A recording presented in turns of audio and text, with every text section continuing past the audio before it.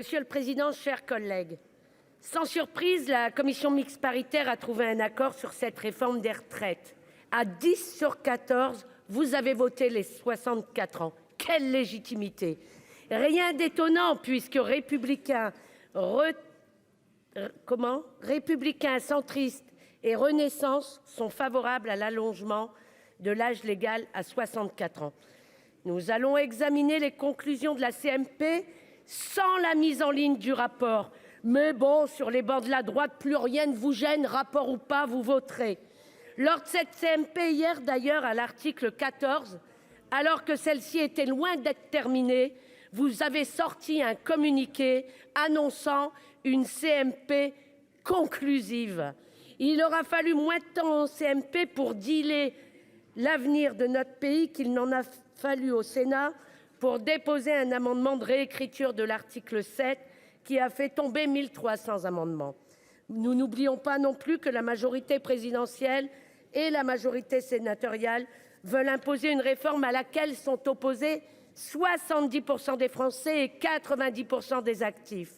Cette minorité politique a décidé à une majorité, je le disais, de 10 sur 14 en commission mixte paritaire du sort de notre avenir. À la crise sociale et environnementale, le gouvernement, les droites parlementaires ont donc décidé d'ajouter une crise parlementaire et une crise démocratique. Vous imposez une régression sociale en ayant recours aux artifices de la Constitution et du règlement du Sénat. Depuis 2 mois, le peuple vous dit non. Il était encore des milliers dans la rue hier pour la 8e fois pour refuser votre projet. Nous avons dénoncé votre projet injuste, inefficace et impopulaire. Mais votre obsession s'est transformée en aveuglement. Le texte issu de la CMP acte une réforme profondément injuste qui va s'appliquer dès le 1er septembre et contraindre des milliers de concitoyens de retarder leur pot de départ en retraite de 2 ans. Le gouvernement a donc accepté le contrat de fin de carrière des Républicains. En 2006, un contrat du même type avait été instauré pour un résultat nul. Le gouvernement devrait mettre autant d'énergie à lutter contre la fraude patronale aux cotisations sociales et contre l'évasion fiscale. Les sommes recouvrées permettraient de financer notre système de retraite sans imposer 2 années supplémentaires de vie brisée.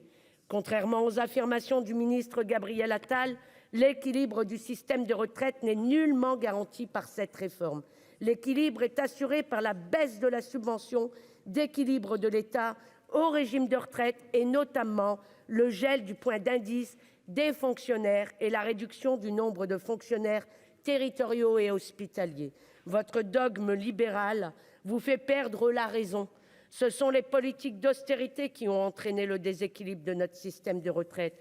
Je rappelle que le Conseil d'orientation des retraites détaille dans son rapport les mesures d'économie sur la masse salariale publique se traduisent par une détérioration du solde du système de retraite. Ce sont les choix faits par la droite sous Nicolas Sarkozy qui permettent aujourd'hui aux parlementaires, les Républicains, d'exiger la généralisation de la capitalisation dans notre système par répartition.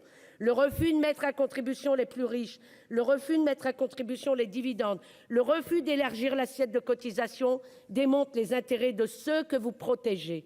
Vous avez même refusé l'augmentation de la cotisation employeur, pourtant proposée par le Haut Commissariat au plan pour garantir la pérennité du système de retraite. Vous faites passer les intérêts financiers avant la prise en compte de la pénibilité, des inégalités salariales entre les femmes et les hommes. La suppression des régimes spéciaux est une vision éclairante de la manière dont vous concevez la prise en compte de la pénibilité des métiers. En conclusion, nous avons assisté à un marché de dupes entre le gouvernement et les Républicains qui ont renoncé à leur amendement sur les carrières longues et la prise en compte des risques chimiques. Vous portez un projet de classe contre les travailleurs et les travailleuses.